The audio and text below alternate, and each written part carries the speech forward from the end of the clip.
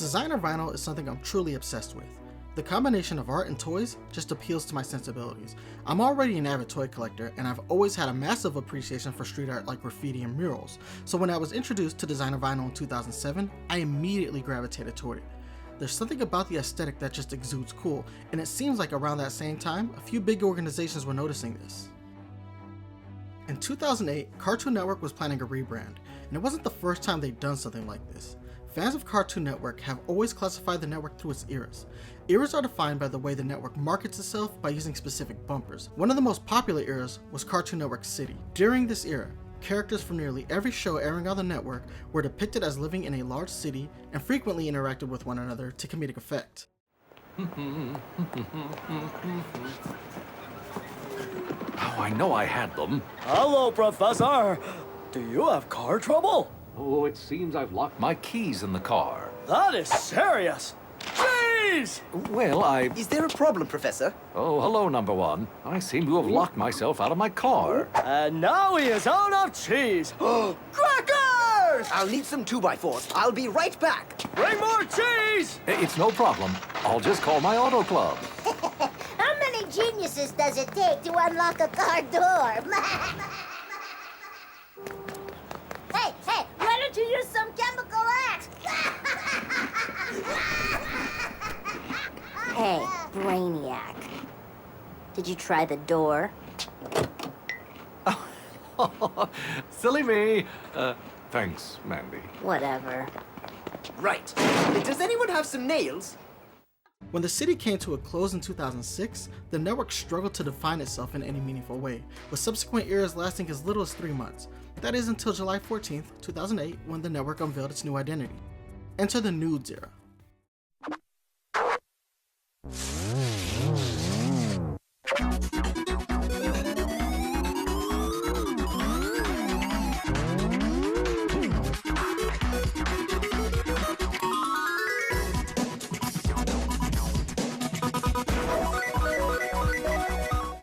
The Noods rebrand was a collaboration between Cartoon Network, Kid Robot, and Capacity Studios. Kid Robot is an art toy company that has been the leader in designer vinyl. Founded in 2002 by Paul Budnitz, the company really found its footing in 2004 with the release of 2 specific products, the Dunny and the Money, both designed by the iconic Tristan Eaton, a street designer whose murals can be found in major cities like New York and LA. Dunnies and Monies are platform toys. They essentially function as blank canvases for artists to visualize their work. The major difference between the product is twofold. While their designs are nearly identical, Dunnies have rabbit ears and are sold as fully completed art. They already have designs painted on them by a variety of artists and are immensely popular among collectors of designer vinyl. Whereas Monies are considered DIY toys, they are completely blank and come with a number of blank accessories including markers for consumers to design their own piece of art. When Cartoon Network approached Kid Robot to assist them in designing their next era, the task was given to Tristan Eaton, and when you look at the Noods, you see clear inspiration taken from Monies. Really, the only difference is that Noods have a more exaggerated neck and no tail. Just like Kid Robot's Monies, Noods are blank slates and are ready to be given life through color and art. Noods seemingly take on the persona of the colors and/or characters they absorb. And what characters are they becoming? Well, the entire roster of available Cartoon Network IP, and even some anime characters if they were available to watch on the channel. This meant that you could have any number of characters interacting with one another from different IP, similar to Cartoon Network City, but with a unique, uniform aesthetic. And because of this aesthetic, you could reuse animations but swap the character palette to make additional bumpers. There was a genius to its simplicity. And speaking of bumpers, the task of creating them fell upon Capacity Studios. Capacity isn't a huge name that would come to most people's minds, but I can guarantee you've most likely seen some of their work. They have created E3 packages for Nintendo, YouTube Live, and cinematics for games like Miles Morales' Spider-Man for the PS5. Just one canister of this revolutionary fuel source is enough to supply Harlem with clean, safe energy for the next 500 years. Soon, we'll be opening reactors throughout Manhattan, and then worldwide. Get ready for a planet powered by Nuform. Roxxon, we're here for you.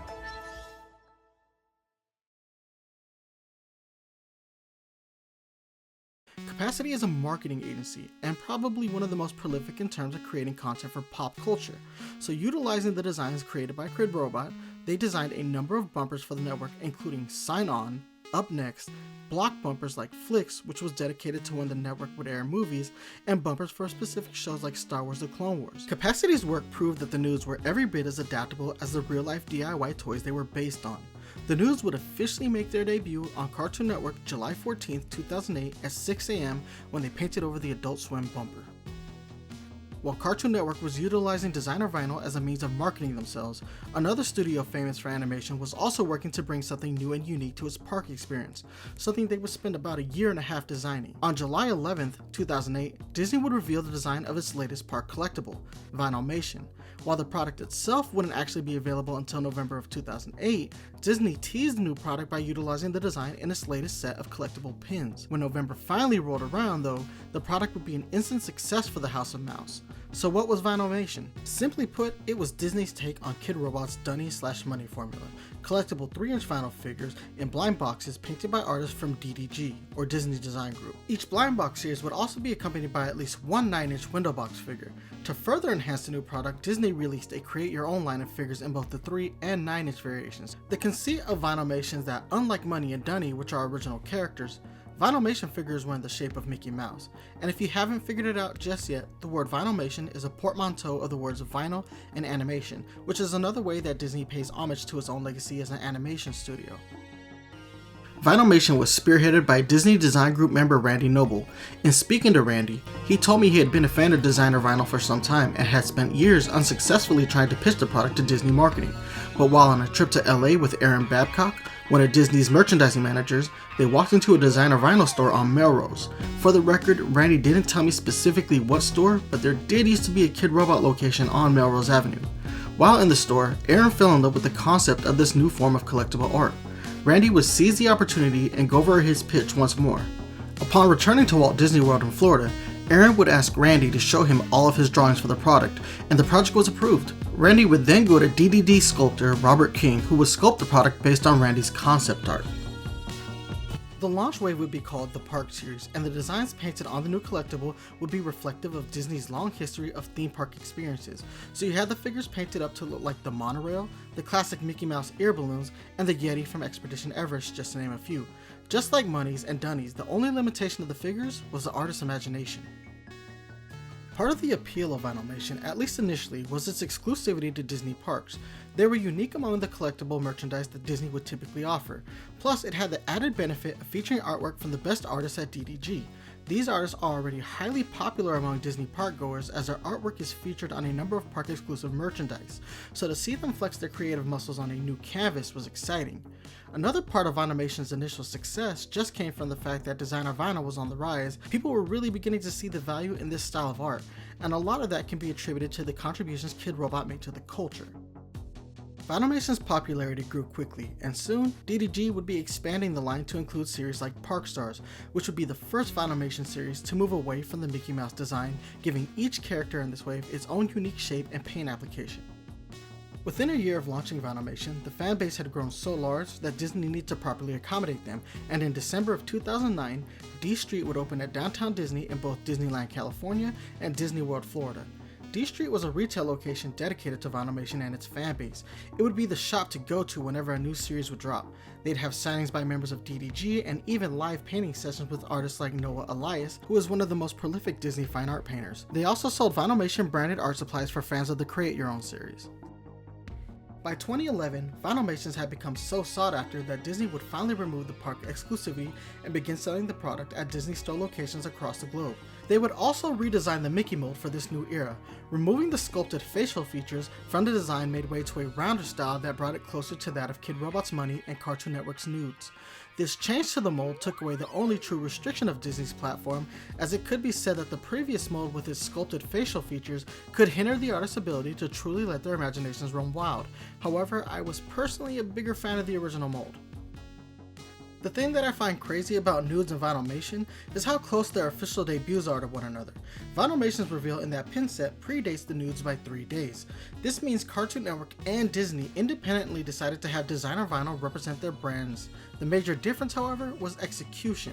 Fans of Cartoon Network would be inundated with the news. In between shows and commercial breaks, they would become the embodiments of the characters that defined Cartoon Network during this era.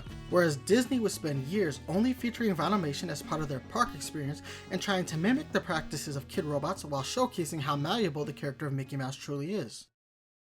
They say imitation is the greatest form of flattery, so when Cartoon Network and Disney started co-opting Kid Robot's idea of platform figures, it would only be a matter of time before other companies would take notice and replicate the process. But what other company has a stockpile of characters that can easily be marketed and applied to another platform-style toy?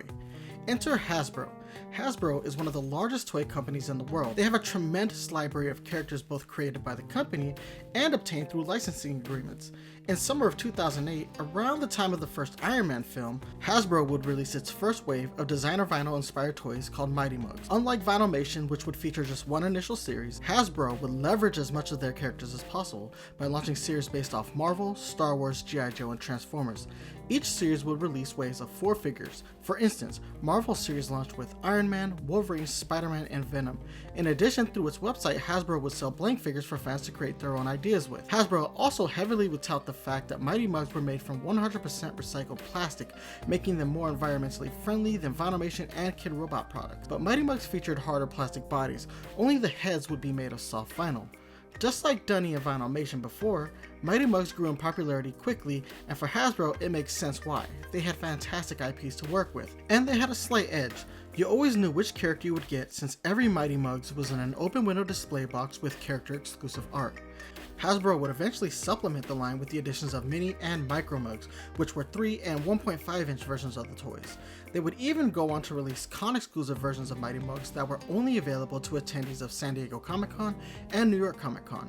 With the additions of Mighty Mugs to the market, we now saw 3 major entertainment companies leveraging urban vinyl to expand their brand recognition. Here's a cool fact though.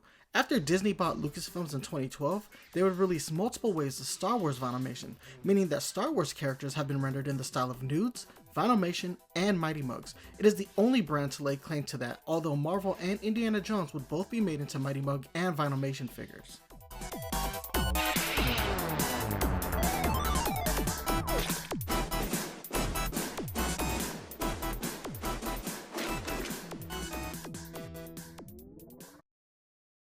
So what about Kid Robot? What were they up to after the rise of their corporate competition? Well, they expanded the money line to Money World, increasing the cast of DIY figures to include Tricky, Raffi, Fumi, Ruse, Bubs, and Kraka. These characters are all based off of different animals, and these designs departed significantly from the Money design, making them a very unique experience for customizers. Initially released in 2011 as 4-inch DIY toys, in 2012, Fumi, Raffi, and Tricky would be released as part of the 7-inch DIY line. The other characters would never get the same treatment, however. I've never been able to find out who the designer of these characters were, as the whole Money World line is attributed to Paul Budnitz, but I wouldn't be surprised if Tristan Eaton had a hand in developing some of these because you can kind of see it in the design. There is one character among these new designs who was not exclusive to the Money World line, and that would be Fumi. The Fumi design actually debuted in a blind box series called Zoomies. The Zoomies lines was a sort of Kid Robot tribute to the Hanna-Barbera Wacky Races cartoon, and there were a multitude of characters, of which Fumi was among them. Each character came with a number of accessories and even a little cardboard driver's license. The series was divided among characters and vehicles, so if you wanted a character to have a car, you would have had to buy multiple blind boxes. Although, in this line, Fumi's name is actually spelled a little bit differently, but the pronunciation is still the same. Another thing to make note of was that when Fumi transitioned to the Money World line, her design got a little simpler. She would lose the sculpted feet and be given the round money style feet. Back at Cartoon Network, after about a year of running the capacity bumpers, the network would make some major changes that would change the outlook of how the network would be perceived going forward. In an effort to compete with Disney and Nickelodeon on a grander scale, they would launch Cartoon Network Reel or CN Reel, a block of live action shows that would air on the network, and with that change, there would also be a change to the Noods. They would no longer be animated characters, they would be real-world vinyl toys, standing maybe 18 to 20 inches tall, and they would be used in bumpers that would showcase how someone would go about customizing them in real life. All these bumpers would be filmed in Atlanta, Georgia, where Cartoon Network is headquartered. The bumpers would feature the Noods being painted by street muralists, who would also paint a freestanding wall with the Cartoon Network logo for the Noods to stand next to. What was cool about these bumpers to me was the fact that we finally saw what real life Noods would look like. I always thought the biggest failure of Cartoon Network during this era was not capitalizing on the growing market of DIY vinyl toys, and it's not like it wasn't possible. Cartoon Network had partnered with Kid Robot to design them in the first place. I'm 99.9% sure that the reason Noods never got a physical retail product stems from their name. While not spelled the same as the word nude, the pronunciation is identical and the meaning behind it is the same as well. Noods were blank, essentially naked until they absorbed the identity of the Cartoon Network roster. I've done a ton of research for this video and I cannot find any information as to who made the physical Noods for these bumpers. It could have been Kid Robot, but it's also likely that they were created in-house by Cartoon Network. Either way, the physical Noods were used in some pretty fun ways. The Noods would remain in this live action format until May 28th of 2010. That night, when the Noods signed off making way for Adult Swim, it would be for the very last time, as the very next morning, Cartoon Network would officially debut its next rebrand, the Check It era. As for Hasbro, they would continue to produce Mighty Mugs until about 2011, and then the line would go completely dormant. They tried to revitalize Mighty Mugs in 2017, but they were drastically different than the original format. They would now have an action feature in which you would press down on the head and you could change the character's facial expression to one of 4 different faces, completely missing the point on what made the original line successful, and the new series would be discontinued within 2 years. Disney would hold out the longest. Vinylmation was sold at Disney parks and Disney stores until about 2014, when the line would slowly be phased out to make way for Disney's newest collectible, Tsum Tsums. In 2015, Downtown Disney in Orlando would be rebranded as D Springs, and with that rebrand came the closure of D Street, the store that was dedicated to selling Vinylmation. It would be replaced by Star Wars Outpost. Vinylmation was gone. However, in a strange twist of fate, Vinylmation would live on through Radio Disney. The mold would be appropriated by the annual award show as the new trophy, but there would be a change to the design. The golden trophy would have golden headphones as part of its mold. The award would be named Artie and would be presented to artists who won awards for their music. The Artie would be featured in commercials promoting Radio Disney Music Awards and even had its own You're Watching Disney Channel bumper. The Artie would continue to be the trophy for Radio Disney until 2019, as the Radio Disney Music Awards would no longer be held after the 2020 pandemic and the closure of Radio Disney in 2021. As for Kid Robot, they would fall on hard times too. After nearly succumbing to bankruptcy, the company was sold to WildBrain in 2012. Paul Bunitz would lead the company he founded that same year. For those who don't know, WildBrain is the company who created Yo Gabba Gabba for Nickelodeon. Under WildBrain's tenure, all physical Kid Robot stores would be closed and the brand would lose a lot of the credibility it had earned in the years prior. They started making licensing agreements with companies like Nickelodeon and ironically Cartoon Network to produce vinyl figures based on those properties and move away from commissioning up-and-coming street artists to produce unique art. WildBrain would sell Kid Robot in 2014 to NECA, and with NECA in charge, they made some tremendous strides in trying to rebuild the credibility of the brand. They did so by appealing to OG fans with unique art designed by some truly renowned artists, while also making art toys based on the licensed characters. They also discontinued Money World to focus solely on money in the DIY space. Kid Robot remains the leader in designer vinyl, but the market itself has dwindled to mostly die-hard fans. As for Paul Bunitz, he would go on to form a new designer vinyl company called Super Plastic, and while the brand hasn't reached the heights of Kid Robot's success, you can tell Paul is enjoying the process of running the company. So why did the urban vinyl craze end the way it did? I think it boils down to a couple of factors. First, I think the market became oversaturated. I mean, when Taco Bell is offering knockoff products called Bellheads as part of their kids meal, then it's officially become too mainstream. Second, the entry point to designer vinyl as a consumer product isn't necessarily cheap.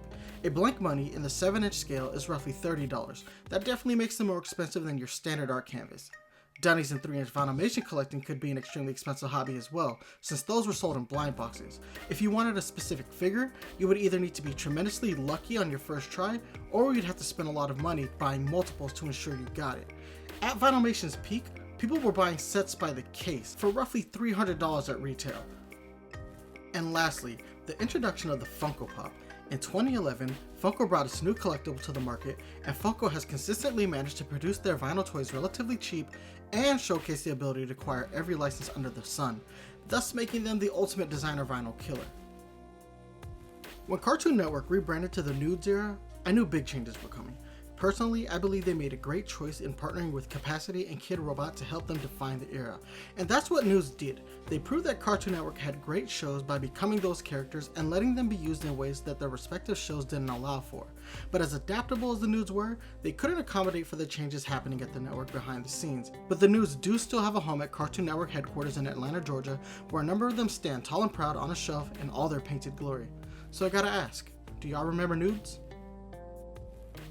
Guys, that's gonna wrap up today's video. I know it's been a minute since I last posted, but I live in Florida and had 2 hurricanes to contend with, and I also work in telecommunications, so when stuff like this happens, work gets extremely busy.